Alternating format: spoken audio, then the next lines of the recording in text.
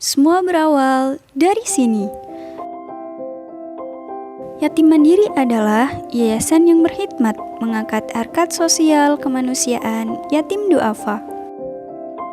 Kelahirannya berawal dari kegelisahan beberapa orang aktivis panti asuhan di Surabaya, yaitu Syahid Has, Sumarno, Hasan Sadili, Syarif Mukodam, dan Muhammad Hashim yang melihat anak-anak yatim yang lulus SMA di panti asuhan. Berdirinya YP3IS yang berubah nama menjadi Yatim Mandiri sekarang ini, itu dulu adalah diawali dari keinginan termasuk Abi Syahid almarhum itu suaminya Umi Lamra itu.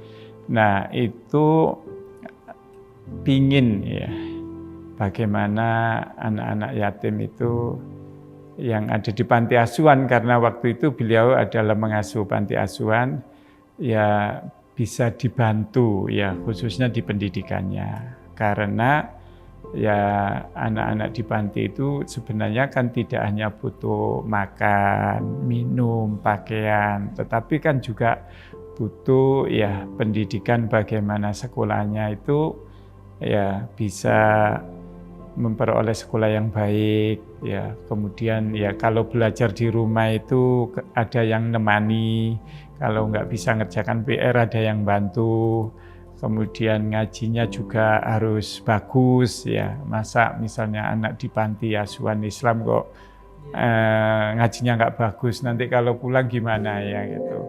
Melihat kondisi seperti ini, mereka berpikir, bagaimana anak-anak ini bisa hidup mandiri tanpa bergantung lagi kepada orang lain. Kebetulan saya adalah anak asuh dari Aisyah Maryam. Jadi saya sejak kelas 3 SD sudah di Surabaya, tinggal di Perlis Aisyah Maryam sampai kemudian lulus SMA.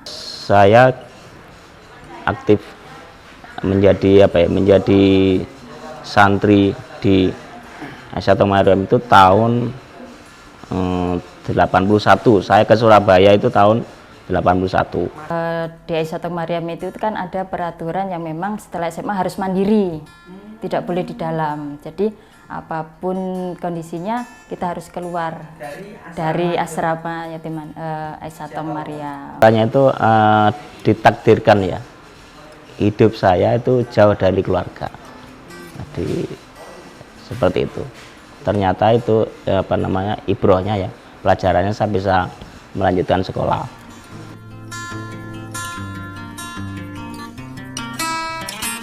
Masalah kemandirian anak yatim ini tidak banyak ditangani oleh panti-panti asuhan, di mana pada tahun 90-an itu panti-panti asuhan itu lebih banyak menitik beratkan kepada penyelesaian pendidikan formal anak-anak yang diasuhnya, yaitu dari mulai SD sampai SMA. Dan itu yang berakibat pada ketidaksiapnya anak-anak untuk hidup pasca pengasuhan panti, di mana mereka harus hidup di tengah-tengah masyarakatnya. Nah, inilah yang menginspirasi, yang menjadikan niatan kita kuat, para pendiri lembaga pada waktu itu yang masih bernama Yayasan Pembinaan Pengembangan Panti Asuhan Islam dan Anak Piatu Asuh atau YP3IS pada tahun 94. Itulah yang mengokohkan niat kita untuk memberikan solusi kepada anak-anak ini, agar mereka menjadi anak-anak yang siap untuk hidup di tengah-tengah masyarakatnya. Bagaimana menjadikan lembaga ini tetap bisa eksis, survive dengan persiapan kita, baik itu secara ilmu, keterampilan yang lebih terkini, sehingga kita siap menghadapi masa depan yang lebih berat. Insya Allah seperti itu.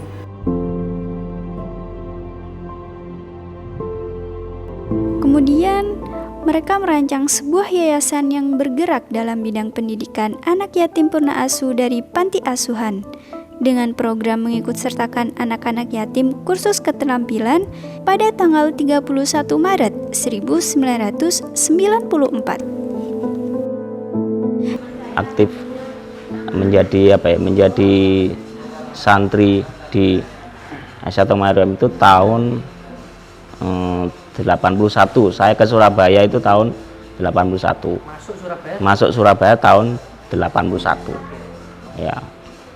Kemudian saya kenal ya dengan almarhum Ustadz Syahid Has itu insya Allah di medio sekitaran 89-90-an.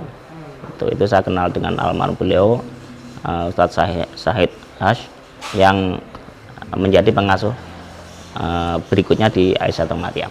Nama saya Umi Lamra, umur 52 tahun, asal Pulau Bawean, Gresik. Saya istri dari Bapak Syahid Has, pendiri Yayasan Yatim Mandiri. Anak saya 3 dan cucu saya 3.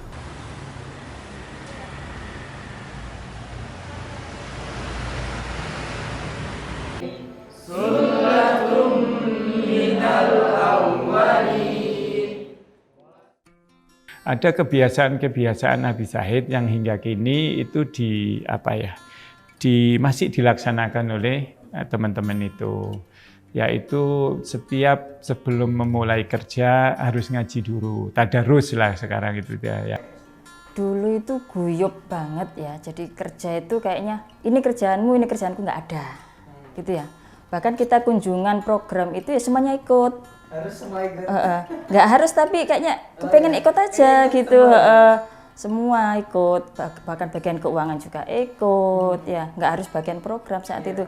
Bahkan kemudian nyewa land juga. Kita kan ada namanya kunjungan panti saat itu ya, kita bawa sembako, kemudian juga ngobrol dengan anak-anak langsung. Saat itu jadi terasa banget gitu kedekatan kita sama anak-anak. YP3S yang baru berdiri itu tidak punya apa-apa, modalnya 100.000 dari Bapak Syahid sendiri. Kemudian kita pinjam di Aisyatun Maryam, kalau seingat saya 4 juta untuk mencari dana untuk mengembangkan dana itu. Dengan cara kita sebarkan wesel pos kepada lembaga-lembaga atau perorangan yang saat itu kita minta. Apalagi Abi Hasim, Abi Syahid itu pribadi-pribadi yang sabar, ya, ulet gitu. Yang pasti tidak pernah saya mendengar ada suara bentakan terhadap anak asuhnya saat itu. Memang penuh kasih gitu ya, sehingga kita juga merasa nyaman ketika beliau mengajari kita. Didirikan oleh almarhum ya, yang orang biasa ya, tetapi memiliki jiwa besar, memiliki jiwa sosial yang tinggi untuk kemaslahatan umat.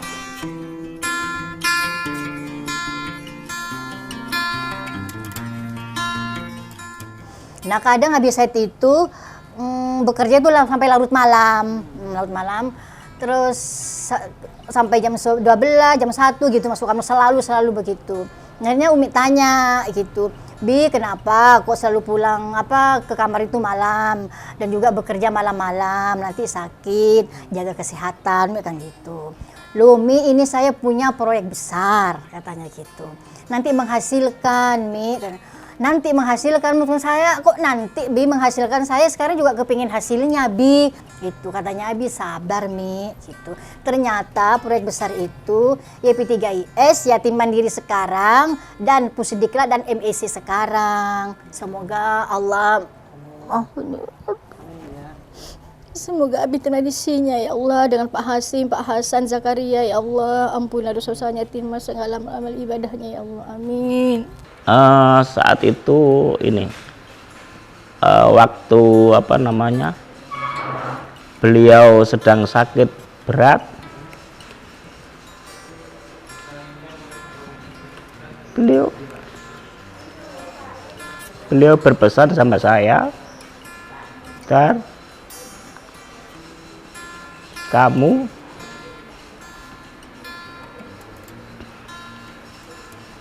kalau siang bekerja di kantor,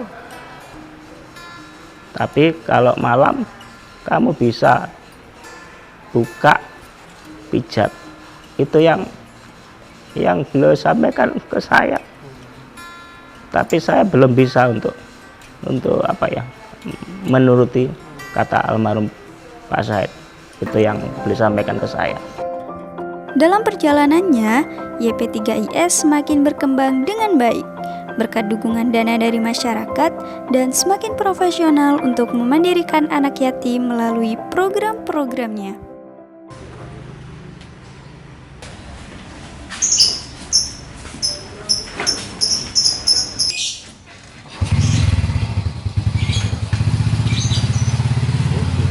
Donatur 1.000 pun ada itu ya. Jadi dulu waktu zaman segitu itu 5.000 itu sudah besar. Pokoknya lagi 10.000. 10.000 sudah besar ya, sangat besar sekali karena tahun 1900-an ya itu ya nilai 100.000 itu sangat besar sekali ya. Bahkan belum ada gaji 100.000 waktu itu sebulan ya, itu belum ada ya. Jadi ada 1.000, 2.000 itu kita ambil tetap. Dan 5.000 itu termasuk donatur besar waktu itu. Dulu panti asuhan itu banyak yang nggak mau, Pang. Dulu habis itu perjuangannya ya dengan izin Allah ya, alhamdulillah. Nggak ada yang mau dulu, nyari donatur juga, nggak ada yang mau sampai minta tolong ke saudara saya dan sebagainya gitu. Alhamdulillah sekarang yatim mandiri dikejar-kejar kan ya, dilamar-lamar di panti asuhan ya. Proposal sekian banyak masuk kan gitu, berarti diterima di masyarakat kan gitu, alhamdulillah. Setelah melalui banyak perubahan, baik secara kepengurusan maupun secara manajemen dan untuk memperluas kemanfaatan memandirikan anak yatim, maka melalui rapat diputuskan untuk mengganti nama menjadi Yatim Mandiri. Tahun 2008 itu Yatim Mandiri YP3IS dirubah menjadi Yatim Mandiri. Waktu itu pertimbangannya yang kita tahu itu satu, nama YP3IS itu terlalu panjang ya, sehingga susah untuk orang itu mengingat, apalagi singkatannya itu Yayasan Pembinaan Pengembangan Panti Asuhan Islam dan Anak Purna Asuh. Itu aja banyak pengurus yang lupa kalau nyebut itu ya, apalagi YP3IS gitu. Katanya kita ganti Yatim Mandiri biar sebutannya enak katanya gitu. Ya kalau lebih baik boleh kan gitu, mengapa tidak kan gitu ya. Kan YP3IS memang agak sulit sekali orang-orang untuk mengucapkannya. Dari tujuan adanya YP3IS dan lain sebagainya itu, maka ya dari mikir, dari merenung dan lain sebagainya itu disederhanakan, bagaimana YP3IS itu disederhanakan menjadi Yatim Mandiri. Nama itu sangat jelas ya, jadi mengandung misi ya, misi yang sangat gamblang ya, yang orang sudah tidak perlu bertanya lagi. Tujuannya apa didirikan yayasan ini, tentu untuk memandirikan adik-adik yatim seperti itu. Namanya Yatim Mandiri itu mengandung makna seperti itu. Jadi siapa saja anak yatim dimanapun ya, yang yang bisa dididik oleh Yatim Mandiri, harapannya ujungnya ya, endingnya itu harus mandiri. Sampai saat ini, Yatim Mandiri sudah memiliki 46 kantor layanan di 14 provinsi di Indonesia dan beberapa lembaga pendidikan formal, yaitu Sekolah ICM, MEC, Stainim, dan ITICM.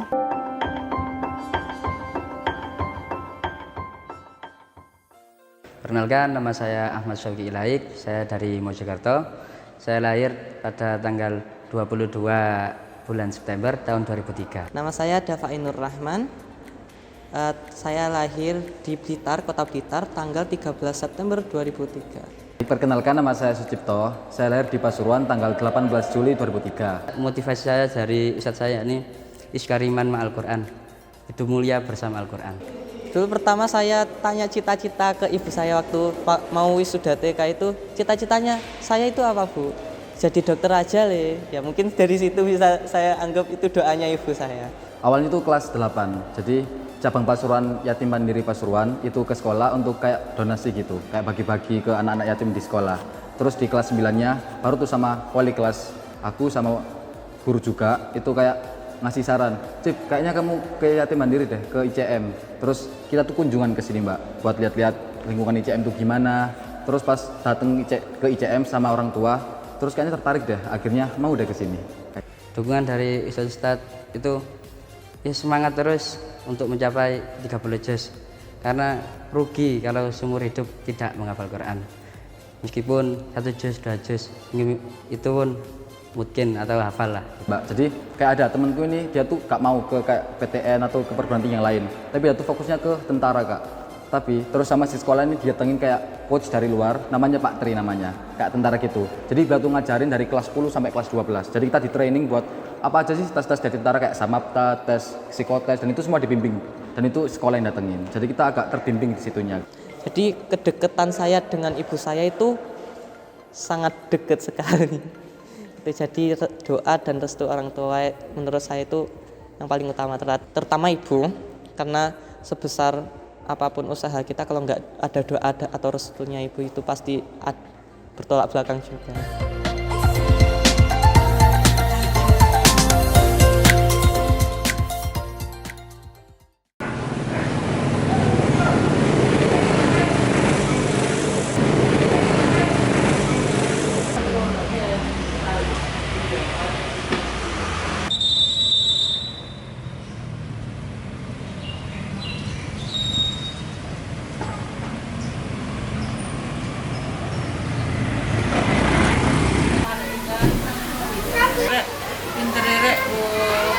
Insya Allah ketika sudah menyatakan untuk masuk di yatim mandiri ini, maka kita sudah siap, istilahnya siap lahir batin.